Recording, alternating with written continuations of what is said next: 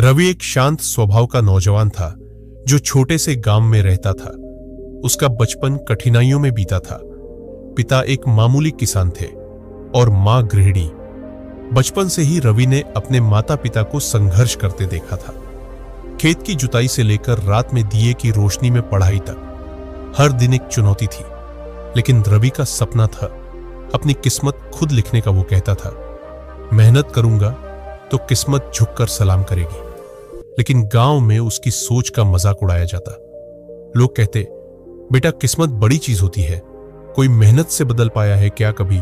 रवि चुप रहता, लेकिन भीतर कहीं आग सुलगने लगती। एक दिन वह अपने दोस्त सुरेश के साथ बैठा था। सुरेश हमेशा कहता, भाई जो भाग्य में लिखा है वही होगा, तू चाहे जितना पढ़ ले, अगर किस्मत नहीं है तो कुछ नहीं बदलने वाला। रवि ने उसकी आंखों में देखा और कहा, अगर किसान यही सोच ले कि बारिश होगी तो खेत बोऊंगा, तो वो कभी अनाज नहीं उगाएगा।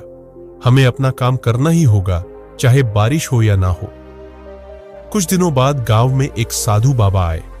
उन्होंने प्रवचन दिया, भाग्य सिर्फ मौका देता है, लेकिन उसे आकार मेहनत ही देती है। रवि की आंखों में चमक आ गई। उसे लगा जैसे किसी ने उसकी आत्मा की आवाज को शब्द दे दिए हो। लेकिन उसी शाम रवि के पड़ोसी रमेश चाचा के बेटे विनीत को शहर की एक बड़ी कंपनी में नौकरी मिल गई। गांव में सब कहने लगे, देखा, बिना कुछ किए ही उसकी किस्मत खुल गई। रवि सुनता रहा। फिर पता चला कि विनीत के चाचा वही कंपनी में बड़े अफसर थे। रवि को पहली बार ऐसा लगा कि शायद लोग सही कह रहे हैं, किस्मत ही सब कुछ है। उस रात रवि बहुत रोया। आसमान की तरफ देखकर बोला, भगवान अगर सब कुछ किस्मत का खेल है तो फिर तूने हमें मेहनत की ताकत क्यों दी? लेकिन तभी उसकी मां आई और बोली, बेटा अगर किस्मत ही सब कुछ होती तो तू अब तक हार मान चुका होता। लेकिन तू अब भी लड़ रहा है, यही तेरा कर्म है और यही तेरा असली भाग्य लिखेगा। उस एक पल में रवि को समझ आ गया, लोगों की सोच चाहे जो हो, लेकिन उसका रास्ता अलग है। वो जानता था कि दुनिया भाग्य पर भरोसा करती है, लेकिन वो अपनी मेहनत से उस भरोसे को झुठलाना चाहता था। यही मतभेद था। लोगों की सोच में कुछ मानते थे कि सब पहले से तय है, और कुछ जैसे रवि मानते थे कि किस्मत वही लिखता है जो कभी हार नहीं मानता। और वहीं से शुरू होती है उस सोच की लड़ाई, कर्म बनाम भाग्य। शाम ढल चुकी थी। आसमान पर हल्की नीली परछाइयां बिखर रही थी। गांव की पगडंडी पर अकेला बैठा हुआ रामू अपनी किस्मत को कोस रहा था। खेत सूख चुके थे, बैल बीमार हो गए थे और घर में अन्न का एक दाना भी नहीं बचा था। बीवी रोटी के लिए ताने देती और बच्चे भूख से सिसकियां भरते। इतने बुरे वक्त में जब कोई रास्ता नहीं सूझा तो एक दिन उसने सुना, गांव में एक तांत्रिक आया है जो भविष्य बता सकता है, जो भाग्य बदल सकता है। रामू जो कभी ऐसे लोगों को झूठा मानता था, आज उसी तांत्रिक की चौखट पर जाकर बैठ गया। मन में डर भी था, संदेह भी, पर भूख और लाचारी जब हद पार कर जाए तो इंसान वो सब कर गुजरता है जिसे वो कभी गलत मानता था। तांत्रिक ने उसकी हथेली देखी, माथे पर कुछ मंत्र फूंके और गहरी आवाज में बोला, तेरा भाग्य रूठा हुआ है, लेकिन चिंता मत कर, एक विशेष पूजा करवा दे, सब कुछ ठीक हो जाएगा। पूजा के नाम पर उसने रामू से 100 रुपये मांगे। रामू के पास 1 रुपया भी नहीं था, लेकिन उसने अपनी बीवी के गहने बेच दिए, क्योंकि उसे तांत्रिक की बातों में उम्मीद की झलक दिखी थी। पूजा हुई, धूप दीप माला मंत्र, राख बभूत, सब कुछ हुआ। तांत्रिक ने कहा, अब सब कुछ बदल जाएगा। रामू हर सुबह सूरज के साथ उठता और आसमान की तरफ देखता, मानो किस्मत वहीं से उतर कर आएगी। लेकिन दिन बीते, हफ्ते बीते, कुछ नहीं बदला। खेत वैसे ही सूखे थे, बैल मर गया और बीवी की आंखों से आंसू कभी सूखते नहीं थे। रामू टूटने लगा। फिर एक दिन वह तांत्रिक को ढूंढने गया, लेकिन वो तंबू अब वहां नहीं था। न कोई चेला, न कोई चिन्ह।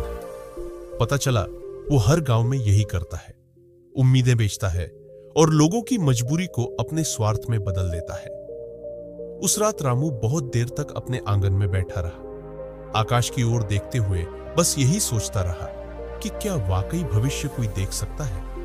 क्या वाकई कोई इंसान हमारे भाग्य को बदल सकता है? तभी उसका बेटा पास आया और बोला, बाबा, कल से मैं भी आपके साथ खेत पर चलूंगा, हम साथ मिलकर मेहनत करेंगे।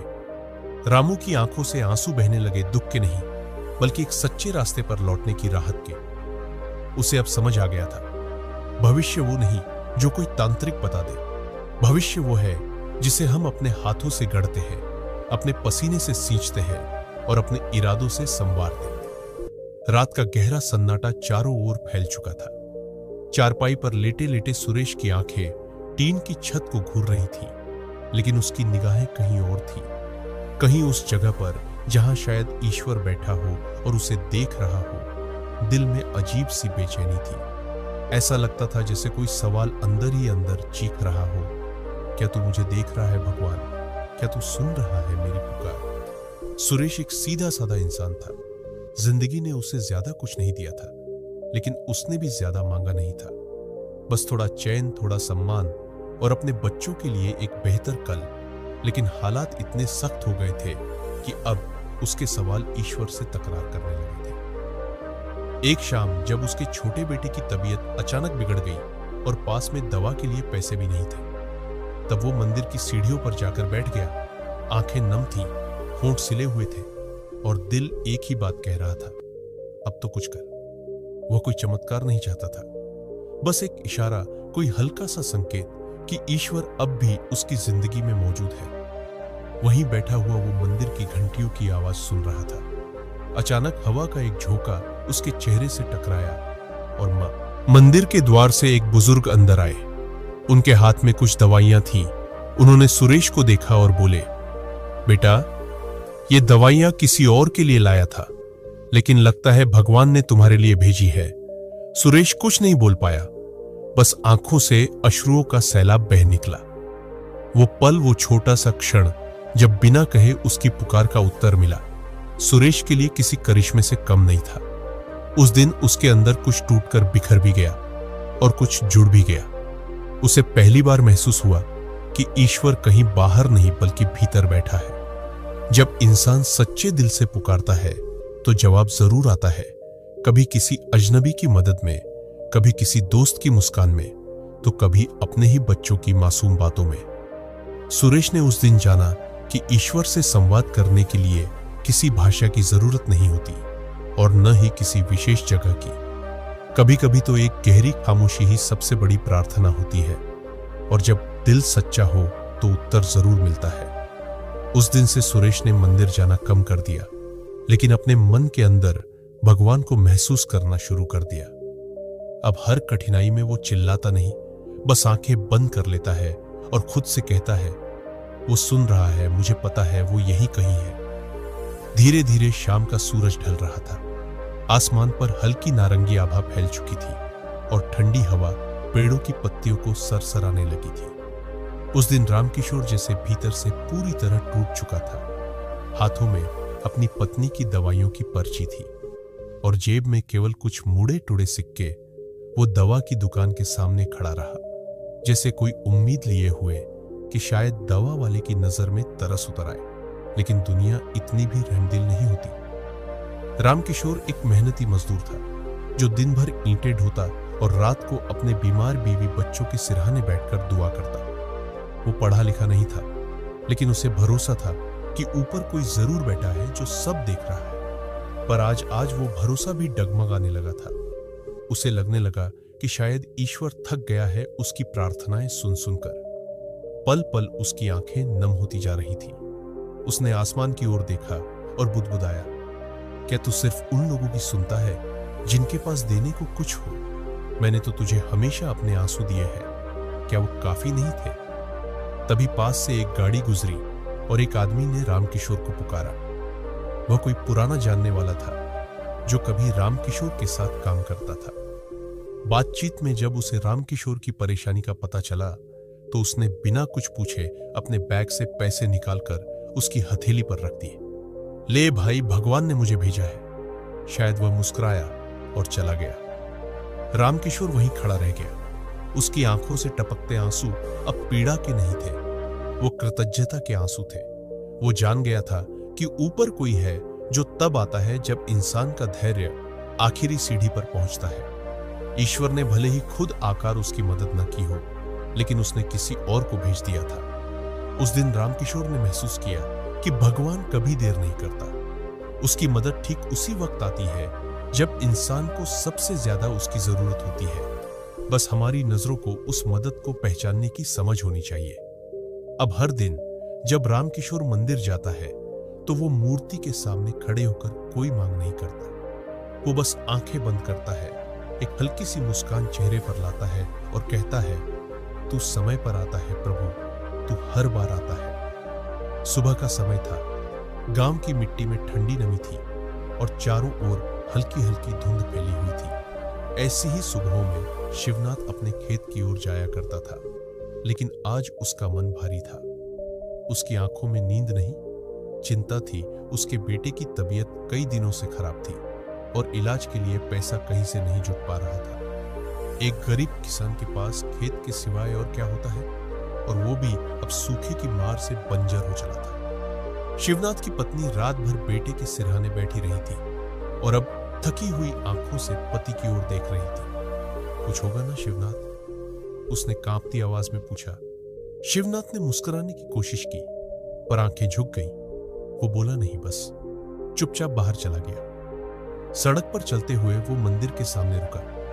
आज पहली बार उसने ईश्वर के सामने बैठने की जगह घुटनों के बल गिरकर सिर झुका लिया। उसका शरीर कांप रहा था और होठों से सिर्फ एक ही बात निकल रही थी, मैं हार गया हूं प्रभु, अब सब कुछ तेरे हाथ में है। कई लोग मंदिर आते जाते रहे, लेकिन कोई नहीं जान पाया कि शिवनाथ किस गहराई से अपने ईश्वर से संवाद कर रहा है।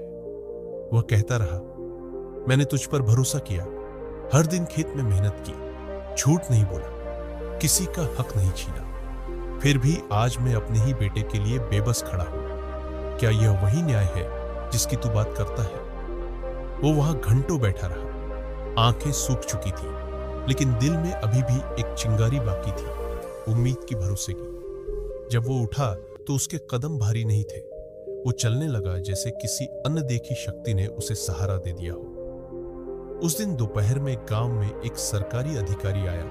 वह किसान सहायता योजना के अंतर्गत मुआवजा बांटने आया था। जब उसने शिवनाथ का नाम पुकारा और उसे एक लिफाफा थमाया तो शिवनाथ कुछ पल के लिए सन्न रह गया। लिफाफे में वह रकम थी जिससे उसका बेटा अच्छे से इलाज करा सकता था। उसकी आंखें भर आईं, लेकिन इस बार ये आंसू थकावट के नहीं, बल्कि उस टूटे हुए भरोसे के फिर से जुड़ने के थे।